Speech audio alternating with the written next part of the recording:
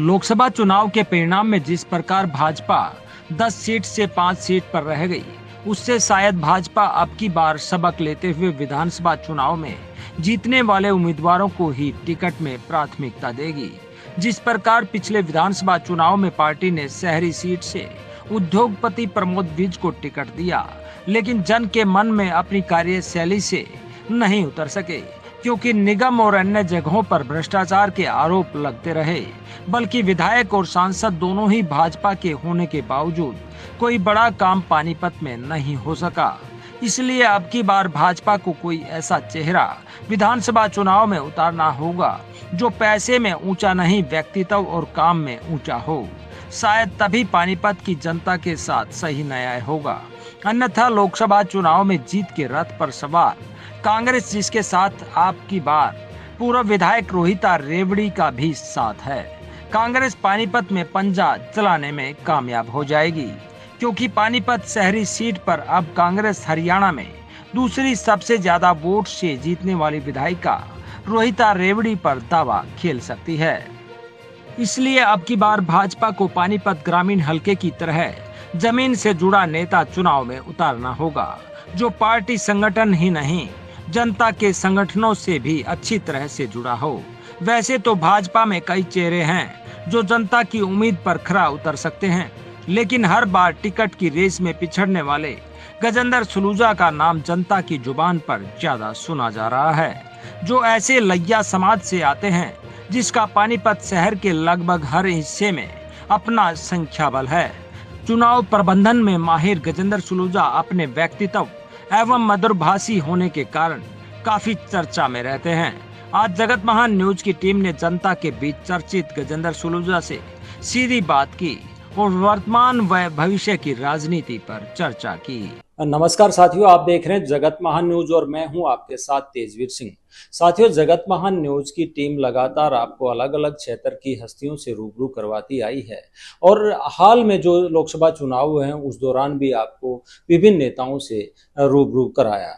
आज हम लोकसभा चुनाव के परिणाम आने के बाद, केंद्र में सरकार बनने के बाद विधानसभा चुनाव की सरगर्मियों के बीच पहुंचे हैं पानीपत। पानीपत में हमारे साथ मौजूद हैं सबसे ज्यादा चर्चित व्यक्ति गजेंद्र सलूजा जी।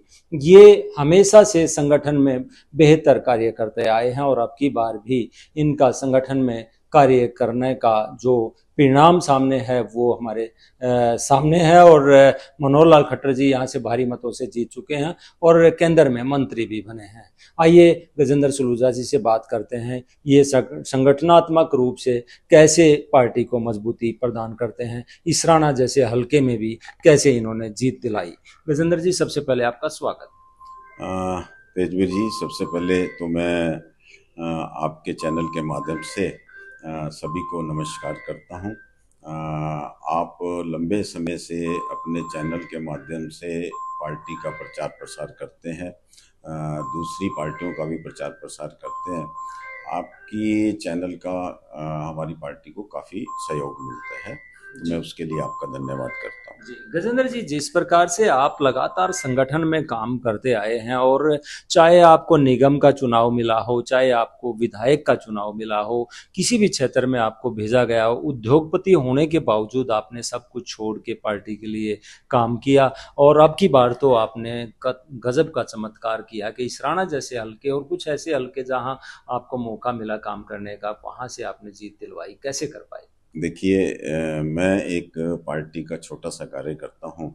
पार्टी जो भी हमें काम देती है, जहाँ भी ड्यूटी लगाती है, चाहे वो निगम के चुनाव में हो, चाहे वो विधानसभा के चुनाव में हो, चाहे वो हमारे स्टेट के बाहर के हो, चाहे वो आपके कर्नाटक के हैं, चाहे हिमाचल है, चाहे आपके गुजरात हैं, कहीं भी वेस्ट बंगाल है, कहीं भी पार्टी ड्यूटी लगाती है, हम उसको तन मन धन से उस काम को करते हैं।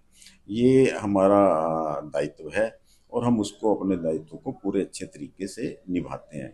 रही बात इस बार के चुनाव की, ये जो लोकसभा का चुनाव था, इस लोकसभा के चुनाव में भी जो हमारी ड्यूटी लगाई गई, जो हमें काम बताया गया, हमने उसको काम को बड़े तहे दिल से उसको किया। लेकिन एक चीज़ मैं बताना चाहूँगा, यहाँ जो प्रत्याशी हमारे मनोहर लाल जी हैं, जिन्होंने 9.5 साल मुख्यमंत्री रहते हुए जनता की सेवा की है, वो एक सफेद कपड़ों में संत हैं। उनके जो काम किए हुए थे, लोगों ने उन्हीं के कामों को सराहा है। ये जो उनकी जो सबसे बढ़िया जो काम था, बिना खर्ची पर्ची के जो नौकरियों वाला था, उसी का एक असर था। क्योंकि हम जब उनके साथ रोड शो लेके गांव में गए, गांव से हर गांव में जब हम गए, तो गांव में एक ही बात निकल के आई कि हर गांव में कहीं 40 लोग लगे हुए हैं, कहीं 50 लोग लगे हैं, कहीं 30 लोग लगे हैं। तो गांव के लोग, चाहे इतनी गर्मी थी, इतनी गर्मी में भी आप देखिए सुबह 7 बजे सूर्य देवता जी बिल्कुल अपने पूरे यौवन पे आ जाते हैं, और हम 7 बजे रोड शो शुरू करते थे 12-1 बजे तक, जबकि इतनी धूप बढ़ जाती थी। लेकिन उसके बावजूद भी जो मैंने देखा कि वहां लोग जो है ना रुक नहीं रहे थे, लोग इतनी इतनी संख्या में आ रहे थे और अपनी बात कर रहे थे, और मनोहर लाल जी को बनाने के लिए पूरे जोश से काम कर रहे थे। एंटी इनकम्बेंसी भी थी, विरोध भी था, और अब की बार उनको बदल भी दिया था, लेकिन उसके बावजूद आप लोगों ने ये परिणाम लाया। नहीं, इसमें अगर आप ये कहें कि उस परिणाम में मेरा कोई रोल है, मेरा कोई रोल नहीं है। स्ट्रेटजियां हमारे मनोहर जी स्ट्रेटजी बनाने में माहिर हैं। उन्होंने जैसे ही चुनाव डिक्लेयर हुए, उनको जैसे ही टिकट डिक्लेयर हुई, उन्होंने उसी दिन से ही अपने काम यहाँ शुरू कर दिए। मेरे पास पानीपत की सह संयोजक के नाते 4 विधानसभा थी। करनाल वाली जो 5 विधानसभा थी, वो हमारे हरविंदर कल्याण जी वहाँ संयोजक के नाते उसको देख रहे थे, हम इधर देख रहे थे। मनोहर जी ने आते ही हमारे को ये एक काम दिया, भाई सभी विधानसभा में हमारे जो है कार्यकर्ताओं के सम्मेलन होने चाहिए। वो हम सम्मेलन बहुत बढ़िया जबरदस्त सम्मेलन हुए। उसके बाद उन्होंने हमें ये कहा कि इसका एरिया बांट के, चाहे वार्ड बांट के, हर तरफ हमने उसके प्रोग्राम किए, चाहे वो पानीपत विधानसभा थी, चाहे बाकी विधानसभा थी, और बाकी ग्रामीण की विधानसभा में हमने रोड शो निकाले। वो एक हमारा बड़ा अच्छा वो रहा। चाहे कितनी गर्मी थी, मनोहर जी भी नहीं रुके और कार्यकर्ता भी नहीं रुके। हर कार्यकर्ता ने उसमें दिल से मेहनत की, और मनोहर जी ने खुद, मैंने उनको देखा कि रात को 12-12 बजे तक वो हम लोगों के साथ बैठ रहे हैं, मीटिंगें ले रहे हैं, हमें अगले दिन के एक एक वीक के काम हमें सौंप रहे हैं, और साथ साथ ही सुबह से ही 7 बजे वो अपने रोड शो पे जा रहे हैं, अपने प्रोग्राम कर रहे हैं। और जहाँ शाम होती थी, शाम को हमारी जनसभाएं होती थी, वो एक बड़ा अच्छा था। एक चीज और मैं बताना चाहता हूँ इसमें, कि संगठन के नाते उन्होंने हम सब लोगों को, सभी कार्यकर्ताओं को 9 की 9 विधानसभा में जितने हमारे शक्ति केंद्र हैं, हर शक्ति केंद्र के ऊपर हमारे कहीं 5 बूथ हैं, कहीं 7 बूथ हैं, उनके जो नीचे हमारे पन्ना प्रमुख हैं, एक बूथ के ऊपर 20 से 25 होते हैं। लगभग 100, 125, 150 की संख्या जो बनती है, वो सभी कार्यकर्ताओं की ड्यूटियां लगाई, और कार्यकर्ताओं ने मन लगा के वो शक्ति केंद्रों के ऊपर वो जो सम्मेलन किया, उससे हमारा नीचे का कार्यकर्ता उठ खड़ा हुआ, वो अपने काम में लग गया। उसके एक हफ्ते के बाद, जब हमारे एक हफ्ते में हमारे ये शक्ति केंद्रों के ऊपर सम्मेलन हो गए, तब उन्होंने एक टास्क हम सभी कार्यकर्ताओं को वो टास्क दिया। उसमें हमने उसको नीचे तक उस टास्क को कराया। मैं सभी कार्यकर्ताओं का धन्यवाद करना चाहता हूँ। सभी कार्यकर्ताओं ने प्रमुखता उसमें अपनी ड्यूटी समझ के हर बूथ के ऊपर हमारे जो 20-20, 25-25 हमारे पन्ना प्रमुख हैं, त्रिदेव हैं, या और जो हमारे मंडल या जिला या प्रदेश के कार्यकर्ता रहते हैं, उन सबकी जो बैठकें हुई, वो बैठकें हमारी लगभग 90% तक वो हमारी बैठकें हुई, जिसके हमें ये रिजल्ट देखने को मिले आज हमारे सामने। लेकिन एक चुनाव के दौरान एक सवाल भी उठता रहा कि जो पिछली बार सबसे ज्यादा वोट से जीतने वाले लोग थे, और अब की बार उन्हें टिकट भी नहीं मिला, और अब की बार लोकसभा करनाल में काम करते हुए भी नहीं दिखाई दिए। ऐसी चर्चा थी कि उनके खिलाफ क्या खास नाराजगी? नहीं नहीं, ऐसा ऐसा कुछ भी नहीं था, ना कोई ऐसी नाराजगी थी, ना कोई ऐसा ही कोई बात थी। संजय जी जो हमारे सांसद हैं, अभी भी हैं, अभी तो जब हमारे मनोहर जी शपथ लेंगे, उस शपथ के बाद ही वो पूर्व सांसद बन जाएंगे। अभी तक तो वही हमारे सांसद हैं। उनका जो काम करने का तरीका है, उनका काम करने का अच्छा तरीका है। उनकी सेवाओं का फायदा लेने के लिए संगठन ने उनको यूपी की 15-20 सीटों के ऊपर उनको वहां भेजा हुआ था। जहां तक मनोहर जी की बात थी, मनोहर जी भी खाली एक करनाल की लोकसभा सीट को नहीं देख रहे थे, वो पूरे प्रदेश को देख रहे थे, पूरे प्रदेश में काम कर रहे थे। और उसके साथ लास्ट के दिनों में वो अपनी कॉन्स्टिट्यूएंसी में, अपनी इस लोकसभा में पूरा उन्होंने समय दिया। यहाँ करनाल लोकसभा में आपने संगठन की बात बताई, पन्ना प्रमुख तक की बातें बताई, लेकिन क्या प्रदेश में कहीं कमी रह गई थी जिसके कारण 5 सीटें गवा दी गई? नहीं, ऐसा नहीं होता। पूरे पर जो जो चीज यहाँ हुई है वो प्रदेश में बाकी जगह पे भी हुई है। हो सकता है कहीं कमी रह गई हो, लेकिन चुनाव मैं समझता हूँ कि पूरे प्रदेश में हमारी पार्टी ने, हमारे कार्यकर्ताओं ने पूरे तन मन धन से, हर चीज से, पूरी ताकत से लड़ा है। लेकिन चुनाव तो चुनाव होता है, कहीं ना कहीं कई कमियां रह गई होंगी। अगर वो जो कमियां रह गई हैं, आज आप इस चीज को मानिए, देखिए 4 जून को रिजल्ट आए, 4 जून को रिजल्ट आने के बाद उसके हम लोग, हमारे कार्यकर्ता और हमारे नेता रुके नहीं है 5 तारीख से ही, क्योंकि आगे 2.5 महीने बाद हमारे विधानसभा के चुनाव में आज हमारा कोई भी नेता, कोई भी कार्यकर्ता रुका नहीं है, अपने काम के ऊपर फिर से शुरू हो गया और अपना काम कर रहा है। फैमिली आईडी, आधार कार्ड और दूसरे कार्य जो है हैप्पी कार्ड बनाए गए हैं और आयुष्मान कार्ड बनाए जा रहे हैं। अब भी ये जितना एक्शन में सरकार दिखाई दे रही है, लेकिन पिछले 4-4.5 साल नहीं दिखाई दी। इसके पीछे क्या रीजन? नहीं, देखिए पिछले 9.5 साल में मैं फिर वही बात करता हूँ, मनोहर जी ने, वो एक सफेद कपड़ों में संत हैं, उन्होंने जो काम किए हैं उन काम के रिजल्ट के अनुसार ही हमें हर गांव में नौकरियां लग गई, हर गांव में काम हुए, तो इंफ्रास्ट्रक्चर इतना अच्छा डेवलप हुआ जिससे हमें ये फायदा हुआ। हाँ, बाकी रहा आगे फैमिली आईडी है या वो है, हम इन चीजों पे विचार कर रहे हैं और उस पे हम जितनी जल्दी और काम हो सकते हैं, क्योंकि उन कामों को भी आगे बढ़ाना चाहिए। और उसमें हमारे मुख्यमंत्री जी, नायब सैनी जी बहुत एक्टिव हैं और वो मैं समझता हूं कि 24 घंटे में से 18 घंटे वो काम कर रहे हैं। उनको और कार्यकर्ताओं को ऐसे मिलते हैं कि किसी वक्त भी जाके उनको आप मिल सकते हो और अपना काम बता सकते हो, और कार्यकर्ताओं में पूरा जोश है। और मुझे पूरी उम्मीद है कि हम विधानसभा के चुनाव में पूरी मेजोरिटी से अपनी सरकार बनाएंगे।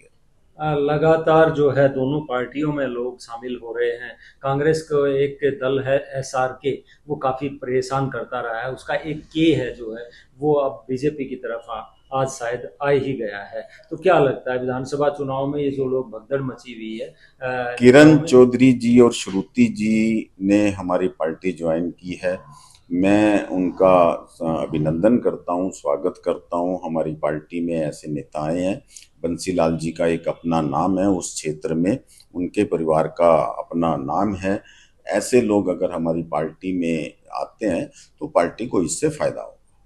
जिस प्रकार से आपका नाम हर बार चलता है चुनाव के दौरान के टिकट गजेंद्र सुलझा की भी हो सकती है, इनकी भी हो सकती है, लेकिन उसके बावजूद पैसे वालों का, धन बल का जो है प्रभाव होता है और टिकट कोई और ले जाता है। क्या आपकी बार जो है आपकी मेहनत लगातार जो है सफलता दे रही है पार्टी को, उसके बावजूद अब की बार मोहर लगेगी? देखिए, ये जो आपने बात रखी है, ये संगठन ने सोचना होता है, संगठन ने करना होता है।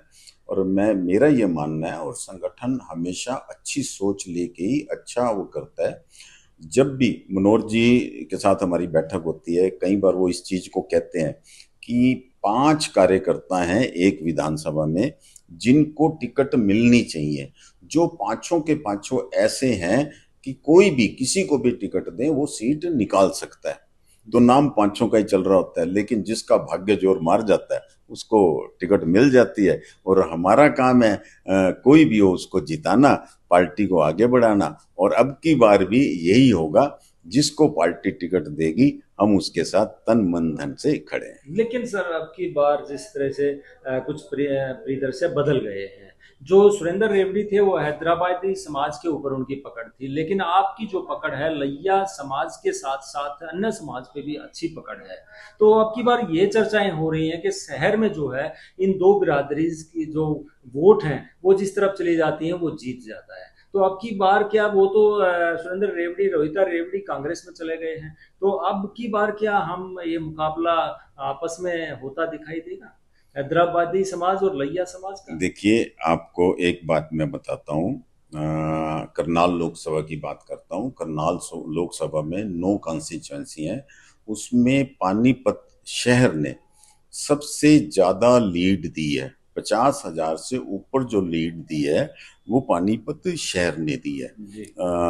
कोई भी अगर यहाँ से पार्टी दूसरी पार्टी में चला गया है, आपने सुरेंद्र रेवड़ी की बात की, रोहिता रेवड़ी की बात की, अब वो उधर चले गए हैं तो उससे कोई उनका प्रभाव नहीं पड़ा। ओके, यानी कि आपका कहना मतलब वो कोई हैदराबादी बिरादरी कोई अभी भी यही है? हाँ, बिरादरी वही है, पार्टी के साथ ही है, कोई प्रभाव नहीं। मैं आदमी से किसी से कोई प्रभाव नहीं पड़ता होता। हैदराबादी बिरादरी के हमें पहले भी वोट मिलते रहे हैं और आगे भी वोट मिलते रहेंगे, हर हर बार मिलते हैं।